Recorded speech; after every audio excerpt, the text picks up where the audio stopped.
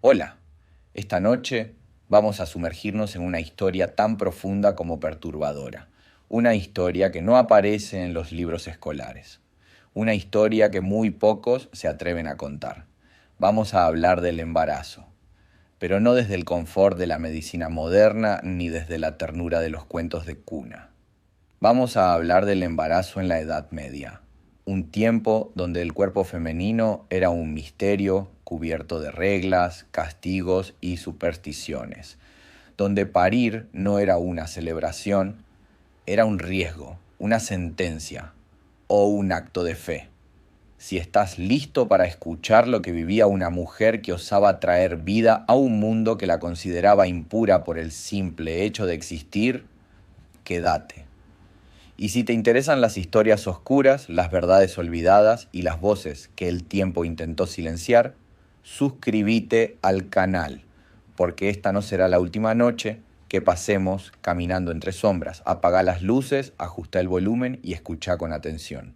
Esto es, las reglas impactantes del embarazo en la Edad Media. Durante siglos, el cuerpo de la mujer fue más una idea que una realidad. En la Edad Media, la medicina no era ciencia, era dogma, y el cuerpo femenino en ese dogma era terreno maldito.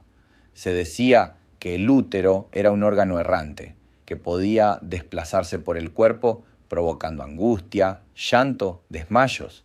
Las mujeres que gritaban de dolor o sufrían cambios de humor eran tratadas con oraciones, humo y miedo, porque su mal no era físico, era espiritual. El embarazo entonces no era un proceso natural, era una señal, ¿no? Una intervención divina o demoníaca. Si una mujer quedaba embarazada después de una relación fuera del matrimonio, se decía que era un castigo. Si lo hacía dentro del matrimonio pero el hijo nacía con deformidades, se sospechaba que había cometido pecado. Algunos teólogos sostenían que el alma del niño entraba al cuerpo a los 40 días si era varón, o a los 80 si era mujer. Antes de eso, no era considerado humano. Hablemos claro, en la Edad Media el sexo no era placer, era pecado con permiso. El único motivo aceptado para mantener relaciones sexuales era la procreación. Todo lo demás era lujuria. Y la lujuria era peligrosa, porque podía abrir la puerta al demonio. Si una mujer disfrutaba del sexo, se decía que tenía el alma inclinada hacia el mal. Si su embarazo era resultado de deseo, se consideraba que ese hijo ya nacía marcado. En ciertos pueblos, las mujeres embarazadas eran apartadas del resto de la comunidad durante las festividades religiosas, porque se creía que su cuerpo era impuro, su estado físico era sospechoso, y su vientre una caja de misterios que solo Dios podía abrir o cerrar. La iglesia dictaba el ritmo de cada suspiro, y las mujeres aprendían a vivir en silencio, cargando con la vergüenza de una biología que nunca eligieron. La mujer no era dueña de su cuerpo, ni siquiera de su alma. En muchas ciudades, las autoridades mantenían un registro informal y a veces formal de las mujeres embarazadas. ¿Por qué? Porque el embarazo podía ser prueba de infidelidad, de brujería, de herejía. Las parteras debían rendir cuentas. Cada parto debía ser reportado, cada bebé registrado. Y si el parto no llegaba a término, empezaban las preguntas. ¿Fue aborto? ¿Fue infanticidio? ¿Fue castigo? Muchas mujeres fueron interrogadas con el cuerpo aún sangrando. Algunas fueron azotadas públicamente por haber perdido un hijo fuera del matrimonio. Otras fueron enviadas a conventos, las menos afortunadas quemadas vivas. Y lo más cruel, muchas de esas mujeres no habían hecho nada malo, solo perdieron un embarazo, algo que hoy sabemos que es natural, común, doloroso, pero en ese entonces era suficiente para condenarte. En medio del caos judicial medieval, una mujer embarazada no solo era vista como sospechosa, a veces su embarazo se convertía en su único escudo contra la muerte. Cuando una mujer era condenada a la horca, tenía derecho a una apelación única y desesperada: declarar que estaba embarazada. Era lo que se conocía como el pleito del vientre. Si el tribunal lo aceptaba, se abría un proceso especial. Una comisión de mujeres, normalmente parteras o matronas, era convocada para verificar si efectivamente había vida creciendo dentro de ella. Palpaban el vientre, observaban la postura del ombligo, analizaban si los pechos habían cambiado. Todo se hacía sin instrumentos médicos, solo manos, experiencia y prejuicios. Si se confirmaba el embarazo, la ejecución se posponía, no por compasión, sino porque el feto era inocente. No podía ser condenado junto a la madre, pero este indulto era temporario. La mujer quedaba encerrada hasta dar a luz. Y una vez que el bebé nacía, si la sentencia seguía vigente, la madre podía ser ejecutada. En algunos casos se conmutaba la pena, en otros no.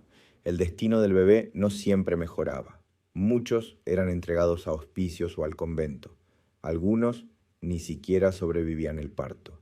Y la madre pasaba de portadora de vida a mártir de un sistema que nunca la consideró humana del todo.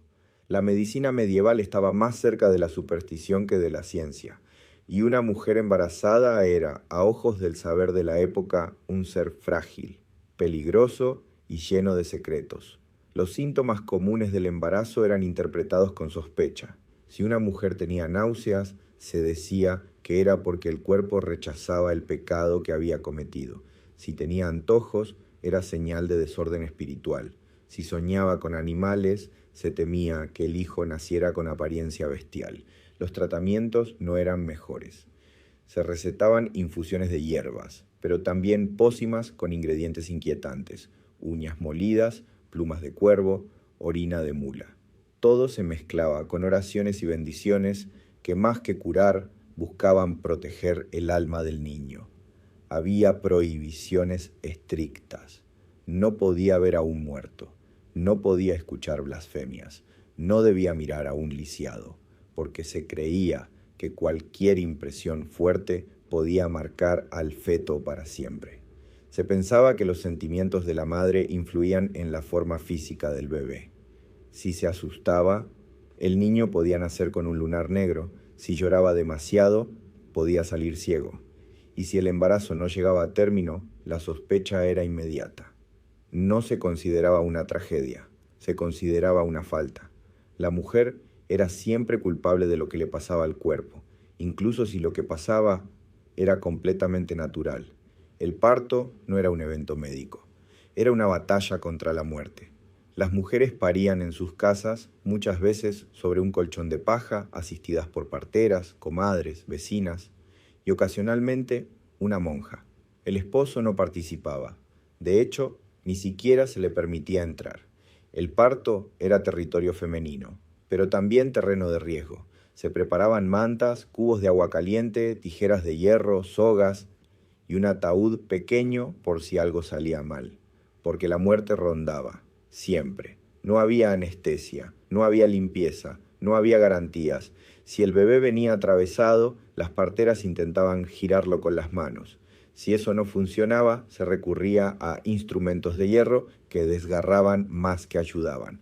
El grito de la madre podía escucharse por todo el vecindario. Y si la madre moría antes de que el bebé naciera, había que apurarse, cortar el vientre, sacarlo, bautizarlo antes de que dejara de respirar.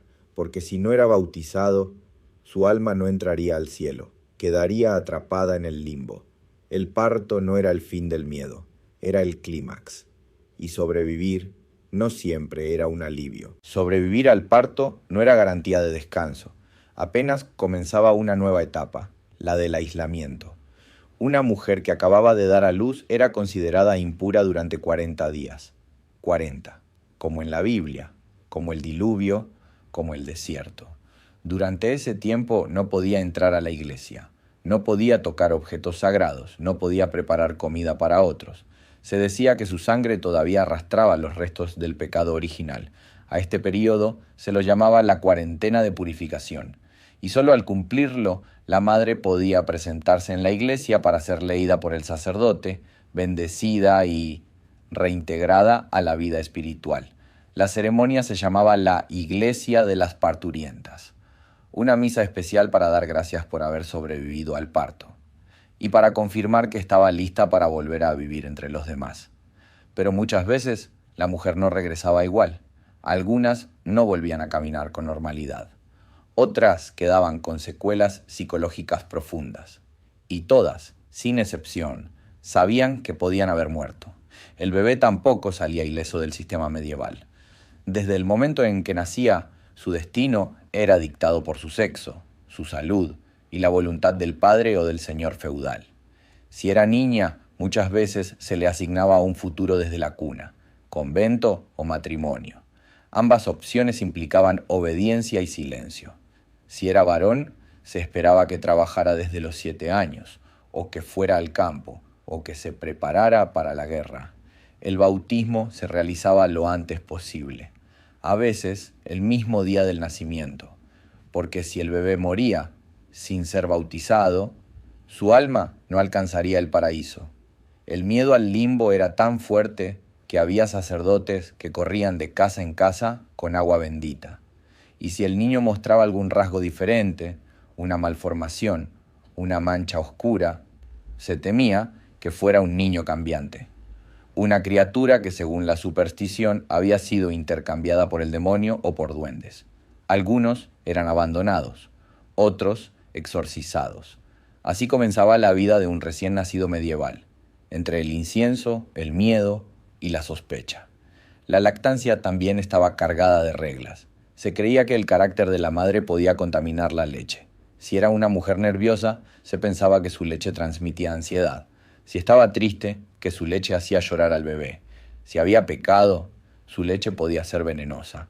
Por eso, muchas familias ricas contrataban amas de leche, mujeres que amamantaban por encargo. Se elegían por su temperamento, su dieta, incluso por su signo zodiacal, porque no bastaba con alimentar, había que transmitir pureza espiritual. Las mujeres pobres no tenían opción, amamantaban lo que podían, a veces hasta el 3er año. Otras recurrían a papillas de pan y vino o leche de animales, con los riesgos que eso implicaba. Y cuando el niño enfermaba, porque muchos enfermaban, comenzaba otra cadena de rituales, oraciones, ungüentos, reliquias, porque la medicina en esos primeros meses de vida seguía siendo fe o desesperación. La figura de la partera era central en todo este proceso, pero también peligrosa. La partera no era solo quien asistía en el parto, era la que sabía leer los síntomas, la que conocía los secretos del cuerpo, la que sabía cuando un embarazo iba mal y cuándo ocultarlo podía salvar una vida. Esa sabiduría, sin embargo, era sospechosa. Muchas parteras fueron acusadas de brujería. Se decía que usaban hierbas para inducir abortos, que conocían conjuros antiguos, que hablaban con el diablo. Algunas fueron quemadas, otras torturadas hasta confesar lo que no habían hecho. Su conocimiento era su mayor crimen, porque en una época dominada por el miedo, saber era una amenaza. Y sin embargo, sin ellas, muchas mujeres no habrían sobrevivido. La partera era madre, enfermera, confidente y a veces protectora frente al juicio de la sociedad. La ley también tenía sus reglas sobre el embarazo, no solo en lo penal, sino en lo hereditario. Una mujer que quedaba embarazada antes de que se firmara un contrato matrimonial podía perder el derecho a dote. Si su hijo nacía demasiado pronto tras la boda, se sospechaba que había sido concebido en pecado. Algunos registros muestran juicios enteros dedicados a determinar si un bebé había nacido a los 7, 8 o 9 meses, porque un mes de diferencia podía significar escándalo o pérdida de herencia, y si el padre moría durante el embarazo, el niño era sometido a un examen para comprobar si realmente era su hijo. En muchos casos, si no había testigos del embarazo desde el principio, se negaba la paternidad. La mujer quedaba desamparada y el niño sin apellido ni protección. Todo se regulaba, todo se controlaba, incluso la forma en que una mujer debía dar a luz o callar. Las mujeres nobles no escapaban a estas reglas. Aunque tenían más comodidades, su cuerpo también era propiedad del linaje, de la corona, del esposo. Un embarazo en la nobleza era asunto de Estado, porque implicaba herederos, tierras, poder. Las embarazadas nobles eran vigiladas por comadronas pagadas por la familia. Se les imponía una dieta específica, rezos diarios. Incluso se controlaban sus sueños. Si soñaban con lobos, se temía que parieran monstruos. Si soñaban con fuego, que el niño naciera endemoniado. Y cuando llegaba el parto, había testigos. Porque en ciertos reinos se exigía presencia oficial para confirmar que el niño realmente salía del vientre de la madre. Había demasiado en juego como para dejarlo a la intimidad. El cuerpo noble era un símbolo, y por eso también era una prisión. Y cuando la mujer ya había parido, cuando el llanto del niño se apagaba entre las paredes de piedra y el olor a sangre empezaba a desvanecerse, entonces venía el juicio silencioso. No de los hombres, de las otras mujeres, de las vecinas, de las ancianas que olfateaban los pecados, porque todo se leía en el cuerpo. Si la madre se recuperaba demasiado rápido, se sospechaba que no había sufrido lo suficiente. Si lloraba, era culpa. Si no lloraba, era bruja. Una mujer que había parido era una mujer nueva, pero también marcada, y en muchos lugares debía someterse a un último ritual, la purificación. 40 días después del parto, debía ir a la iglesia, cubrirse con un velo y presentarse como impura, como si dar vida la hubiese contaminado. Ahí, frente al altar, el sacerdote le devolvía su lugar en la sociedad, la bendición, la limpiaba, y solo entonces podía volver a asistir a misa. Solo entonces era nuevamente una mujer digna.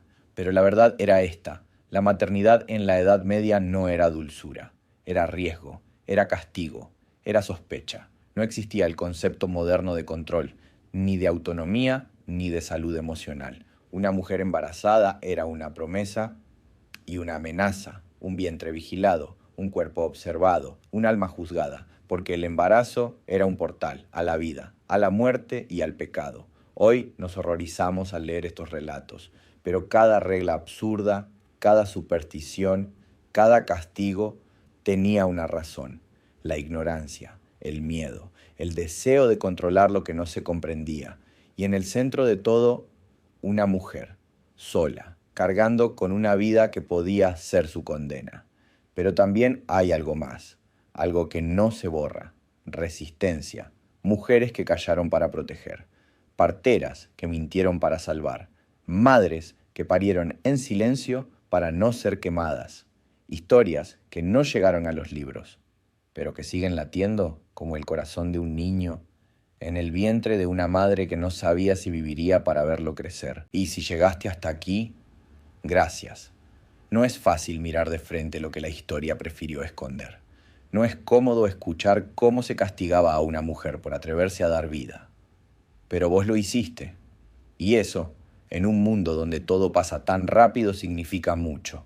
Este canal existe para contar lo que otros silencian, para traer luz a los rincones oscuros del pasado y para recordar que, muchas veces, el horror no está en los monstruos, sino en las reglas que damos por naturales. Si esta historia te tocó, te hizo pensar o simplemente te acompañó, considera suscribirte, no para sumar un número más, sino para que sigamos caminando juntos por estos pasillos olvidados de la historia. Déjame en los comentarios desde qué rincón del mundo estás escuchando esto. Me encantaría saber hasta dónde viajan estas voces.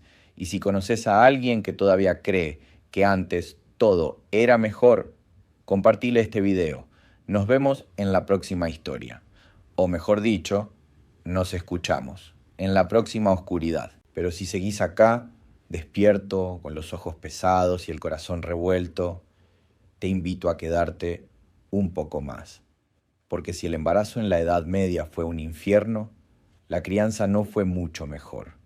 Cuidar de un niño no era una tarea dulce. Era una lucha diaria contra la muerte, la ignorancia y la miseria. Si pensás que lo peor había pasado al parir, te equivocás. Para muchas, ahí empezaba lo más cruel. El primer año de vida era una ruleta rusa. 1 de cada 3 niños no llegaba al primer año. 1 de cada 2 no llegaba a los 5. Las causas eran muchas: infecciones, hambre, accidentes, enfermedades sin nombre ni cura. Todo podía matar. Y si un niño enfermaba, no se llamaba al médico. Se llamaba al sacerdote, o a la vecina que sabía rezos, o a la partera que mezclaba plantas con polvo de huesos. Se usaban amuletos, cabellos trenzados, dientes de animales colgados del cuello, porque se creía que los espíritus malignos acechaban en las noches, y que si un niño lloraba demasiado era porque el demonio estaba cerca. Algunos bebés eran marcados en la frente con cruz de ceniza, otros rociados con agua bendita cada mañana. Se les colgaba una medalla bajo la ropa, se les ponía sal en la cuna, todo para mantenerlos vivos, y aún así morían mucho. Y en el corazón de cada madre se guardaba el terror constante de despertar y encontrar el cuerpo frío, sin explicación, sin consuelo, pero si sobrevivían, entonces llegaba la disciplina. A los 3 años ya debían aprender a obedecer, a no llorar en misa, a no tocar lo prohibido. Se les enseñaba con golpes, con amenazas, con miedo. No era crueldad, era normalidad. Muchos niños crecían sin contacto físico tierno, porque se decía que abrazar demasiado era malcriar, que besar al hijo era debilidad, que criar con afecto era peligroso. El afecto se reservaba para Dios, el castigo para los hijos, y si uno lloraba por la noche, se lo dejaba llorar.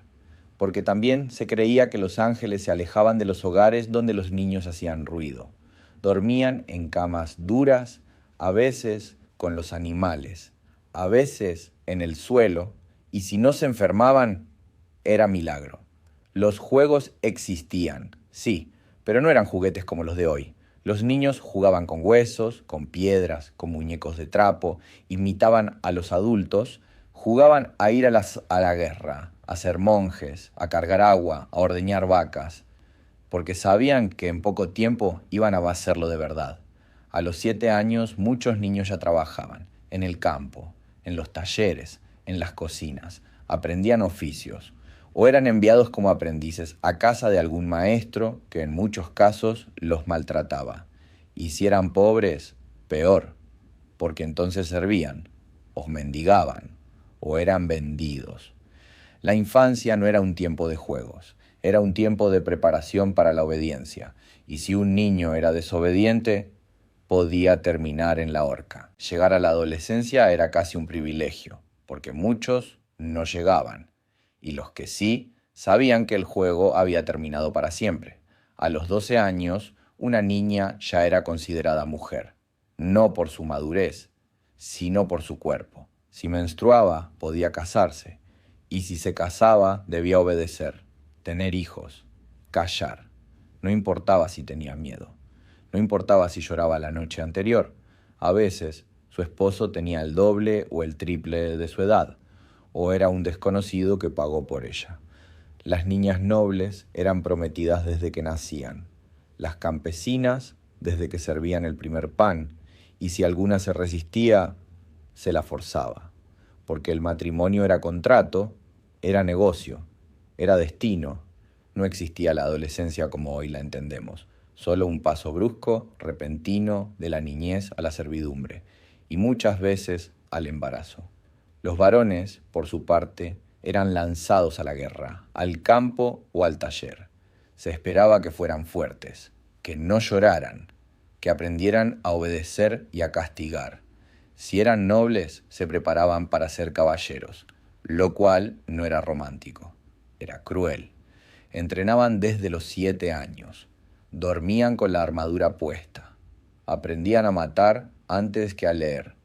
Si eran campesinos, trabajaban desde que podían caminar. Si eran huérfanos, quedaban a merced del pueblo. Y si mostraban debilidad, eran golpeados hasta que aprendieran.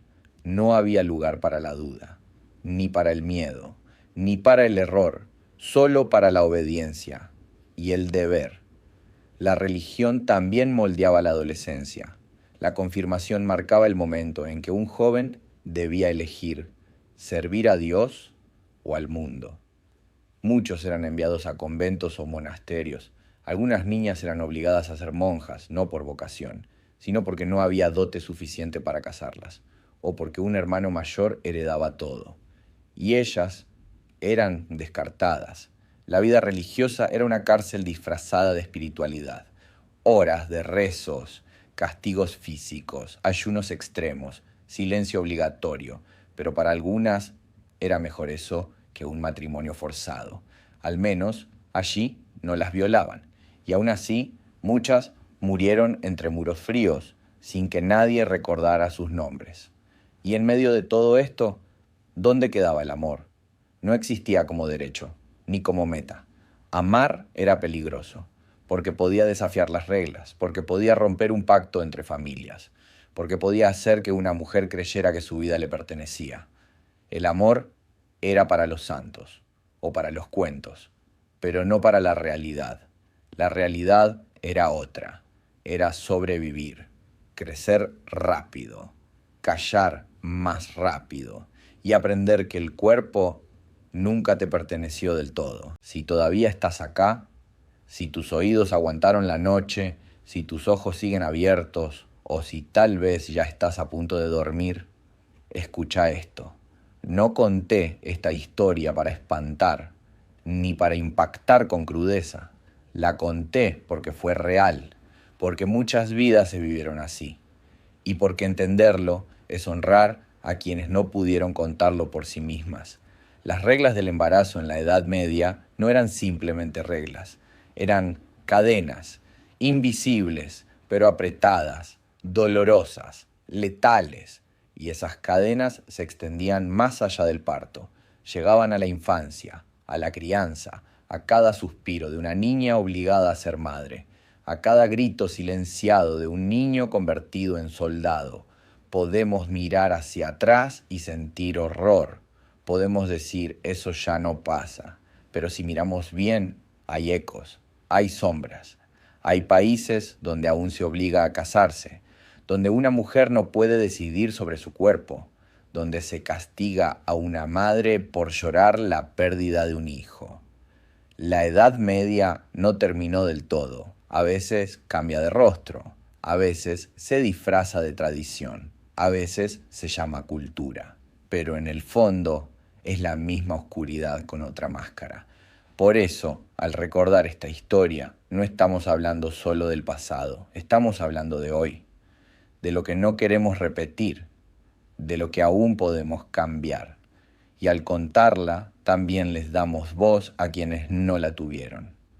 A las madres que murieron sin justicia, a los niños que nunca fueron abrazados, a las parteras que fueron quemadas por saber más de lo que debían. Porque cada vez que alguien escucha esto, ellas respiran un poco más. Así que si este video te hizo sentir, pensar, llorar o simplemente detenerte un instante, suscríbete, no por obligación, no por rutina, sino porque aquí, en este rincón de la historia, nos dedicamos a recordar, a traer a la luz lo que otros enterraron. Y si conoces a alguien que necesite escuchar esto, compartilo. Tal vez, en algún lugar, una mujer necesita saber que no está sola, que otras vivieron algo similar y que resistieron, como vos, como tantas. Gracias por quedarte hasta el final, por escuchar hasta el último suspiro. Nos vemos en la próxima oscuridad, donde cada historia sigue respirando.